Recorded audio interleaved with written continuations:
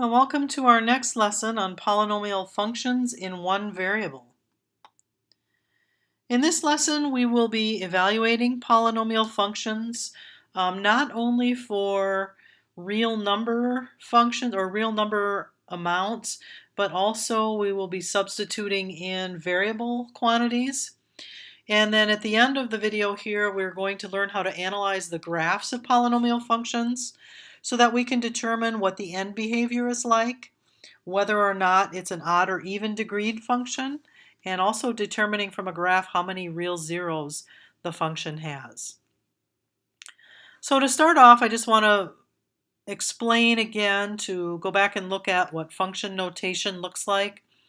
When we have the function notation that says something like p of 3, what that means is we are going to substitute in the value 3 for the variable x into the function p and evaluate it. So here we have a function p of x, and we want to know what this function p, what its value is at x equals 3. So all that means is substitute in the value 3 everywhere in the function where you see the variable x.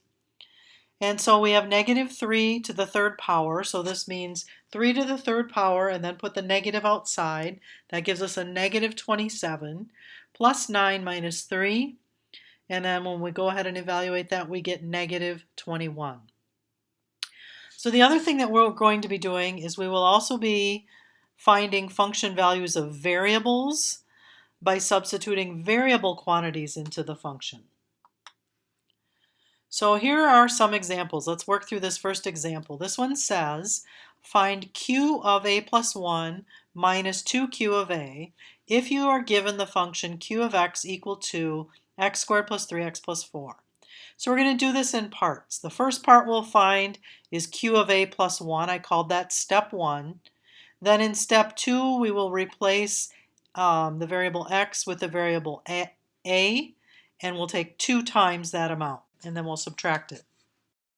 So let's go ahead and start with replacing the variable x in our function with the variable a plus 1. So everywhere you see an x, we will replace that with a plus 1. Okay, so now when we square a binomial, remember we have to use FOIL to do that. So we get a squared plus 2a plus 1. And then distributing our 3, we get 3a plus 3. And then we have plus 4. So now we need to combine our like terms. We have an a squared plus 5a's and then plus 8. If we add all of our constants together. So step 1 is complete.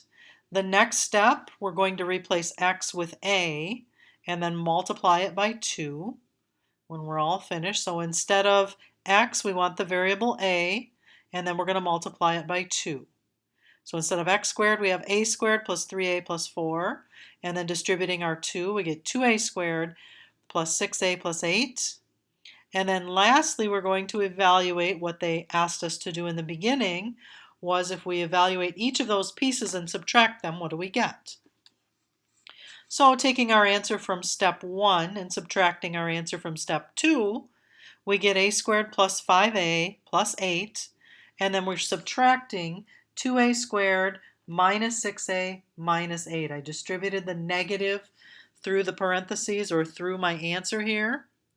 And then combine your like terms. A squared minus 2a squared is a negative 1a squared. And then we have a plus 5a minus 6a is a minus a. And then plus 8 and minus 8 add to 0. So our final answer is negative a squared minus a. Oh, I forgot to put this step up there for you. That might have made it a little bit easier to follow through when I distributed my negative.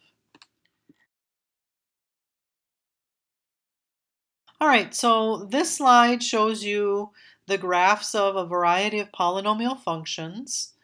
And one thing I want to just remind you of is that the x-intercepts, wherever it crosses the x-axis, tells us the number of real zeros we're going to have.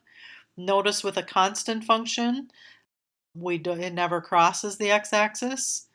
With a linear function, it crosses once. A quadratic might be twice, might not be at all. But you'll notice the correlation between the number of times that it crosses the x-axis and what the degree is of the function. End behavior is what happens to the function as x approaches either positive or negative infinity. So I've included this table that summarizes odd and even functions that have different leading coefficients. So for example, if I have an even degreed function, something like y equals x squared, its degree is even. It's a second degree polynomial. And if its leading coefficient is positive, then we know that the domain is all reals. The domain could be anything. And the range is all reals that are greater than the minimum value. So what this function tells us is the end behavior as x goes to positive infinity. As we let our x values get bigger and bigger and bigger, the function's getting bigger and bigger and bigger, going to plus infinity. As our x values go to negative infinity, our function value also goes to positive infinity. So you can see that represented right here. As x goes to negative, we should have an infinity symbol in here. Our function f of x goes to positive infinity. And as x goes to positive infinity, our function also goes to positive infinity. So here's an example with an even degreed function with a negative leading coefficient. And in this example, as x goes to negative infinity, as we go more and more negative, our function's getting more and more negative as well. So these both go to negative infinity. As x goes to positive infinity, our function, f of x, goes to negative infinity.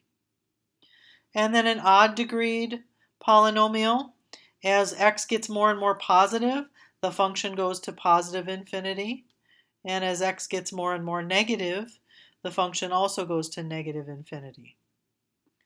And then lastly, the leading coefficient being negative for an odd function. As our function goes to positive infinity, as x goes to positive infinity, the function goes to negative infinity. So we can add our infinity signs in here. And then as x goes more and more negative toward negative infinity, the function's going more positive to positive infinity.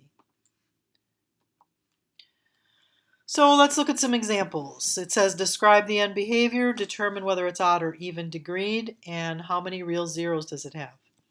So in this first function, as we look at the end behavior, okay, as x goes to positive infinity, as we continue on the graph here, if we let x be bigger and bigger and bigger, at the end of the function, it's going more and more negative. So it's going to negative infinity. And as we go more and more negative for our x values, the function again is going to negative infinity. So is our degree odd or is our degree even? Well, this one, since both of our end behaviors are going the same direction, we know that this is an even degreed function because it follows the pattern that our even degreed functions follow. And then the number of real zeros, we just have to look at how many times it crosses the x-axis, and we can see that it crosses twice, so there are 2 real zeros. Letter B here, our end behavior, as x goes to positive infinity, the function also goes to positive infinity. And as x goes to negative infinity, the end behavior also goes to positive infinity. The degree, odd or even, well again, both of my end behaviors are going to positive infinity. So again, this is an even degreed polynomial. And this one doesn't have any real zeros because it never touches the x-axis.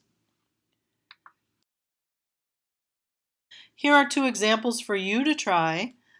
Go ahead and determine the end behavior, whether it's an odd or even degree polynomial, and how many real zeros it has. And bring those answers to class. See you next time.